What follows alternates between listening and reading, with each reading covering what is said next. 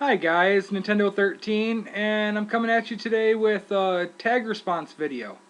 I was tagged a little while ago. I think it was before Christmas. Yeah, because it was before Haley was here. And I had every intention of getting these tag videos done, um, but I've been way too busy. And I finally had the opportunity, and I wanted to get these done. So, big shout out to Bianca W. She tagged me for one of these, and shadjuice513. He tagged me for the other one. So thank you guys very much. I really appreciate being tagged. Usually I'm a little more, on or with it when it comes to doing this stuff. I love to be tagged. It's just I've been really busy with this and with my dad and all that kind of stuff. So anyway, for everybody else, please go check out their channels. The link is in the description below. I'm a huge fan of both their channels, and I was very, very happy to be tagged by them. So thanks again, you guys. Okay, so I'm going to do both of these into one video just because they pretty much go together, and it's just the easiest way to do it. So, first I want to discuss the games that I grew up on. Now, um, there was a couple games that I had before I actually got into gaming, and plenty of stuff afterwards. But this right here is my original 13. Um, and I say 13 because for this one several year period, this is all that I had. I started off with just 2 games, and then about a month or two later I got 2 more games, and then it was over the next 2 years it was pretty much like you get a game or two for your birthday and maybe for Christmas. So until I was actually able to acquire them on my own, these were the ones that were all that I had. So I ended up being very good at all but one of them. Yeah, there's only one in here that I still to this day have problems with. So let's get right into it. The first one came with my system, Mario Brothers Duck Hunt. Everybody probably has that in their list of their games they grew up on. Then the game that I got at the same time for Christmas was Super Glove Ball. Now, I was very excited to see this because when I saw it, I swore that I would have one more present hidden away. And unfortunately, I did not. I did not get the glove. I never had the glove. Someday I will. But I found that this is actually a pretty decent game to still play without the glove. I'm sure it's horrible with it. So, after that, I was allowed to pick 2 more games. Those were for my dad for Christmas. So, I went to the store with my mother, and this was shortly after, like, I don't know, a month or 2 after that. And I picked out these 2 games. I picked out Pinbot, which has and always will be my favorite pinball game of all time. The voice acting in here, which surprisingly it was pretty decent. Just the sounds, and I could run that game so good. I always had high scores on this. I was always sending my high scores in Nintendo Power, and they never picked my name, but either way, this is one that I absolutely loved. I spent a lot of time on that. And then the other one I picked out that day, it was at a Toys R Us, and they were really cheap. It was like 30 bucks a piece or something like that. They were having a sale. That's the only reason I could get a couple of them. But anyway, I picked out Double Dragon. Based on the fact that, when I'd have quarters in my pocket and I wasn't playing pinball on the regular machines, I would play Double Dragon in the arcade. I loved it. It was a lot of fun. Still is. It still holds up very well. Oh, let's see. Okay, the rest of these I don't know specifically what order that I got them in, but as I've talked about before, one of the most influential games of my entire life. This one set me on a path that I am continuing on to this day, was when my mother ordered me Nintendo Power and they sent me Dragon Warrior as a bonus. And I mean, I know everybody's probably heard that story before. It was just a big time in my life when this came around. I never knew what a JRPG was. And yeah, I have never looked back. So, let's see. Then I ended up with Mega Man 2. I had never had the chance to own 1, and I played 3 and didn't really care for it at the time because Mega Man 2 was all that I had known. And after a while I had it memorized, so I had no problems beating him on one set of lives. As a matter of fact, when I just got this copy not too long ago to finish off my childhood collection, um, I went through and I played it. And the first time I played it, I still remembered everything. I remembered what weapons to use where, except for the final boss. I forgot that I needed to have a certain weapon, and that was the quick shot boomerang. And I died at the final boss. So, oh no, it was the bubbles. Sorry, it was the bubbles that I needed to kill the bad guy at the very, very end. Yeah. Anyway, I died, so I was unable to make it through, but I got pretty far all that way with one set of lives after not playing it for probably 15 years. Another one I spent countless hours on. I need a new copy of this bad. This is a really bad copy. But, Ducktales. I beat this so many times I can't even count. Really bad condition, though. It's got the bubbling all over it, and the labels like shot. Look at that. Disgusting. I need a new version of this. But, yeah, DuckTales was a classic. I thought it was okay, the version that came out for, what was it, Wii U and PS4 or whatever. It was okay. A little different, but it was alright. Here's one that it's definitely a hidden gem. Not a lot of people talk about it, and they should. It's absolutely fantastic once you understand what you're doing. There is a learning curve. But that is Mylan's Secret Castle.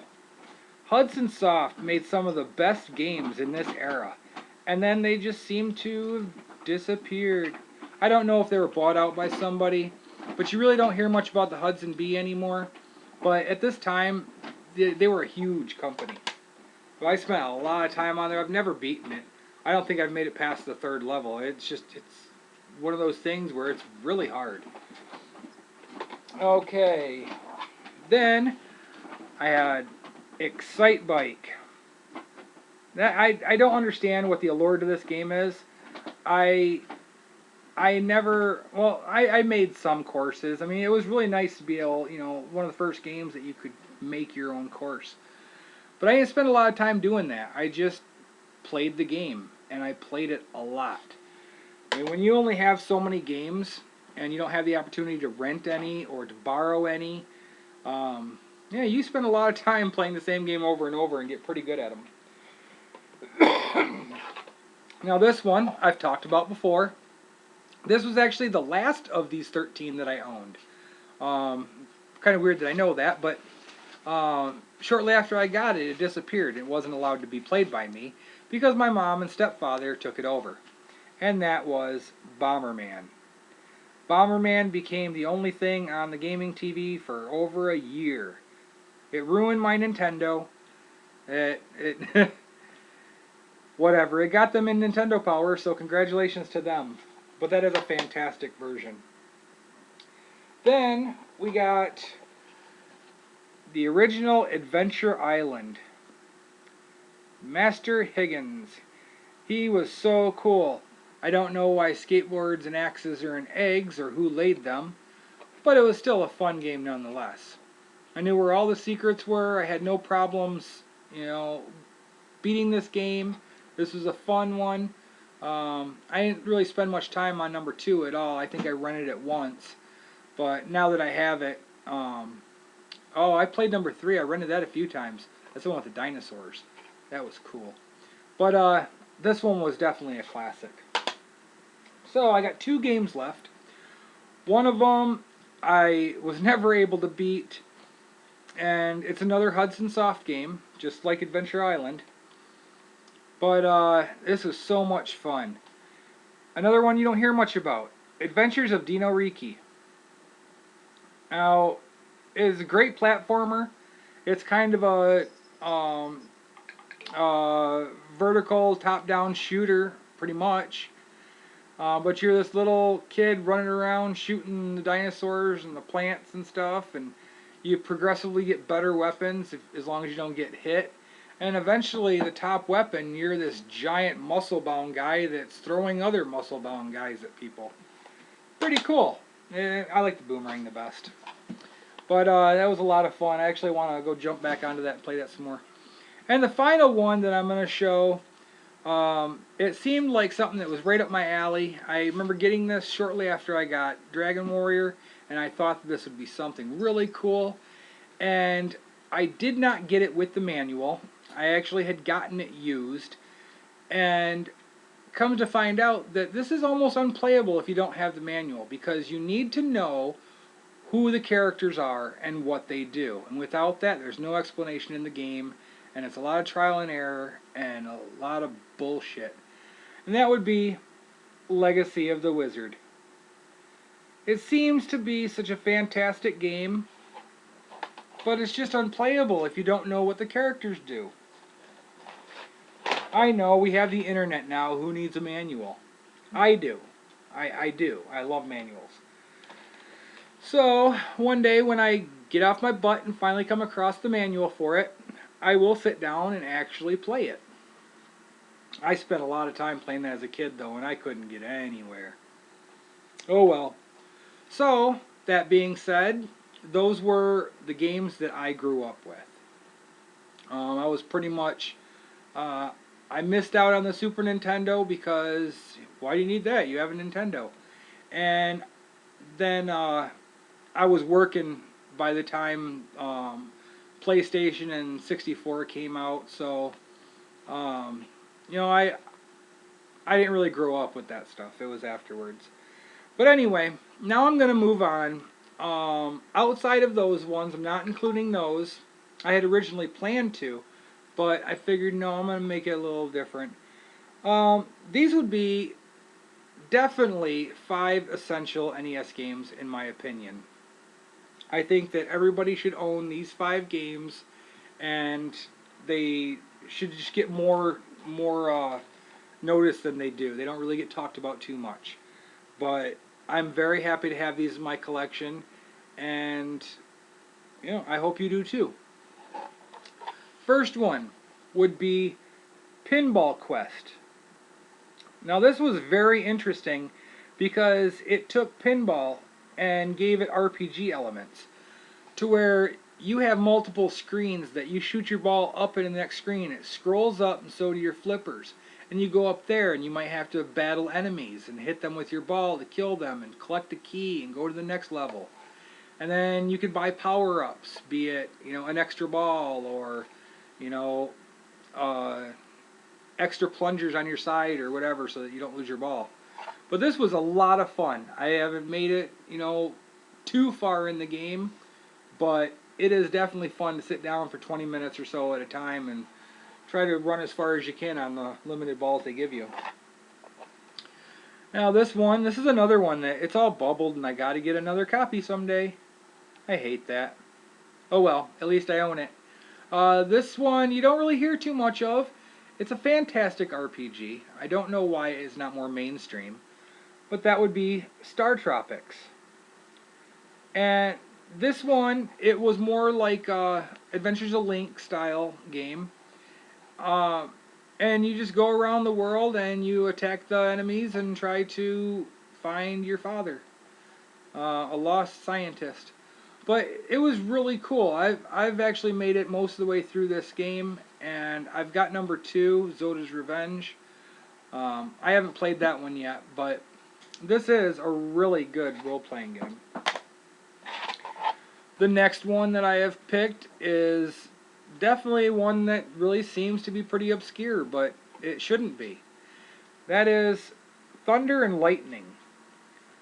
Now, Thunder and Lightning is like an Arkanoid or a Breakout, where you have the paddles down the bottom, and you're clearing out the blocks with your balls up top.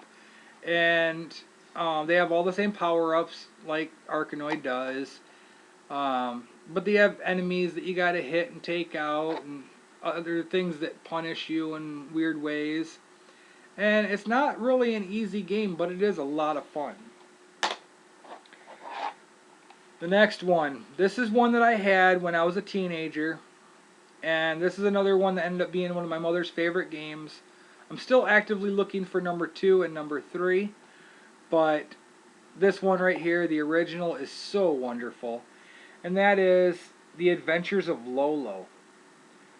Just a fantastic puzzle game, to where you have to move stuff in the right order so that, you can block things from hitting you, or you can, be able to push a block one way because you have no way to pull it, and you have to get through these different paths. And the whole idea is to get through, collect all the hearts, and open the door, and then get out safely. And I don't think I've ever made it to the top floor. I think there's like 99 floors or something stupid. But this is a fantastic game, and it's a fun one where it gives you the password, so that say you're on level 31, you can just keep your password. It's nothing stupid. It's not like a 50 character password like most Nintendo games. But it's like a 10 character password, and you can go right back where you were, full lives, and continue off. So this is definitely highly recommended if you don't have it. It's still pretty cheap. I mean, all these games right here are definitely somewhere between $5 and $10. I think yeah, Thunder and Lightning might be the most expensive one. But yeah, they're all like $5 or $10 games. A lot of fun to be had for that cheap of a price. And the last one is one that I had not gotten into in my childhood. I never knew that it even existed until, over the last year. When I found this, somebody else had pointed out, I believe the person I talked to about it was MT Shark 7. But I didn't know this existed, and it turns out to be one of my favorite shooters on the system. And that is Dragon Spirit. I have no idea why this is such a cheap game, and you don't hear people talking about it. It plays like 1942 or 1943. It's got that style of play, and the best part about it is that you're this dragon, and when you collect power-ups, you'll gain heads. So you'll go from having one-headed dragon to 2, and then to 3. I think there's even a 4-headed dragon. And they just clear the board with all their shooting. And it's just incredible. Now, there is a part that I just can't seem to get past, where you're going through and all this stuff is just snaking around in different areas, and it's following you, and it's blocking stuff off, and it takes a lot to shoot through them, and I keep getting caught every time. So I'm doing something wrong there. There should be no reason I can't pass that level. But, man, that is just a wonderful time suck right there. So, yes, that would be my 13 games that I grew up on.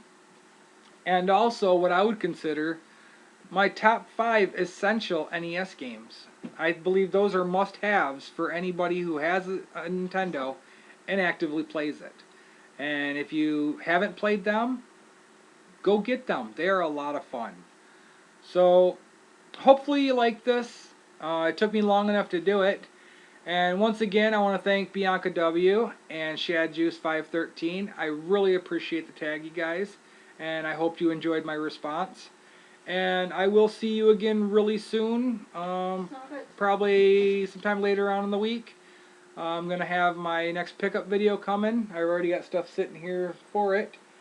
And, yeah, then I also have my 200 subscriber contest that's going to be starting up very soon. And I think you guys are going to be very excited about what the winner will be getting. So, until then, I will talk to you guys really soon. And thanks for watching. Bye.